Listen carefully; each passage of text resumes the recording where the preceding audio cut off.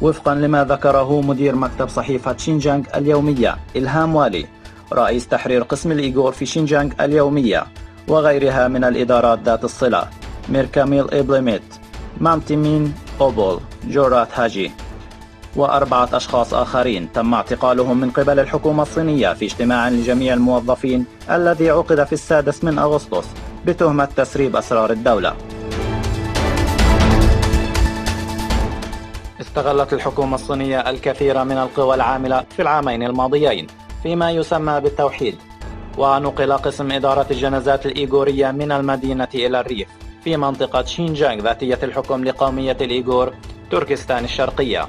ووفقا لآخر الأخبار قامت لجنة إدارة الشؤون العرقية الإقليمية في أكسو وقسم إدارة الجنازات بإقرار وجوب إعادة تسجيل الإيغور وغيرهم من المسلمين الذين قاموا بشراء المقابر في منطقة مقبرة العواتي قبل 5 سبتمبر، وإلا فسوف يتعرضون لخطر عدم السماح لهم في الدفن في هذه المنطقة. ومنذ أن تم تحويل المقبرة الإسلامية إلى مبنى تحت الأرض مؤلف من 3 طوابق، فمن المتصور أن حكومة الحزب الشيوعي الصيني قد أصابها الجنون وتحاول السيطرة على الحياة والموت، وهذا يدل بشكل كامل على أن الحكومة الصينية لا تثق في نفسها وتبقى مستمرة في عمليات الاضطهاد بلا ضمير.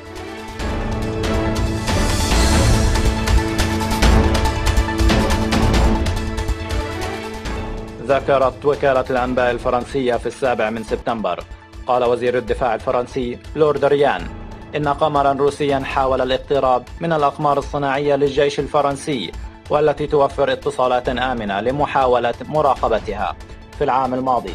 وقال بيلي من المركز القومي لبحوث الفضاء في تولوز بجنوب فرنسا إن القمر الصناعي أثينا فيدور الذي طورته فرنسا وإيطاليا وتشغله بالاشتراك كان قريبا بشكل مفرط من القمر الصناعي لوتشي الروسي الذي يتميز بقدرات مراقبة متقدمة حتى يتمكن من اعتراض الاتصالات.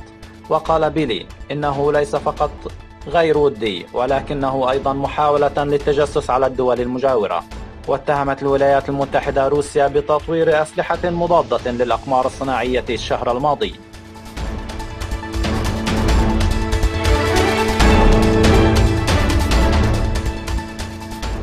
خرج الآلاف في العراق في مظاهرات لمطالبة الحكومة في تحسين إمدادات المياه وإمدادات الطاقة، وتطورت المظاهرات لتدخل في صراعات مع قوات الأمن العراقية. وذكرت رويترز في 7 سبتمبر أحرق المتظاهرون القنصلية الإيرانية في البصرة، وقد أعربت وزارة الخارجية العراقية عن أسفها العميق لإحراق القنصلية الإيرانية بسبب عدم وجود علاقة لها بالاحتجاجات. وبعد الهجوم على القنصلية أغلقت إيران المعبر الحدودي الشلامجة وحثت مواطنيها على مغادرة البصرة فورا.